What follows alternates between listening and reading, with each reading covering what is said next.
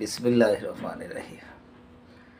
তো আমরা এমনি যে অনেক সময় গল্প শুনছি হচ্ছে এই ইঁদুরে হচ্ছে ওই হাতিকে হচ্ছে কুপোকাত করে দিয়েছে কি করে ওই হাতির হচ্ছে নরম জায়গায় গুঁতা মেরে দিয়ে।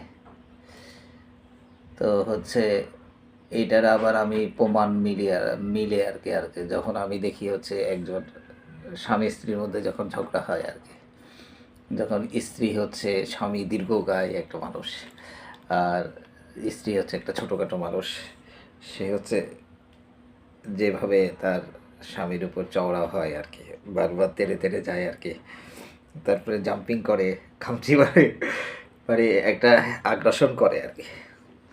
তখন এইটা দেখে মনে হয় যে হাতির সাথে হচ্ছে ইঁদুরের যুদ্ধ আর কি। তো হাতির সাথে ইঁদুরের যুদ্ধ হচ্ছে, স্বামী স্ত্রী যখন যুদ্ধ করে তখন হাতির সাথে ইঁদুরের যুদ্ধ মনে হয়। তখন হাতিকে যে অসহায় মনে হয় আর কি ইঁদুরের কাছে আর কি।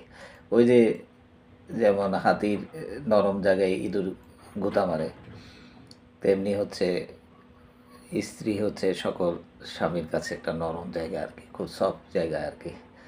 তো তারা কখনো চায় না তাদের নরম জায়গাটা হচ্ছে কোনো অশান্তি হোক আর কি। এই জন্য হচ্ছে তারা ইঁদুরের কাছে স্বেচ্ছায় পরাজিত হয় আর কি। তো সকলে ভালো থাকেন। লা ইলাহা ইল্লাল্লাহু মুহাম্মাদুর রাসূলুল্লাহ।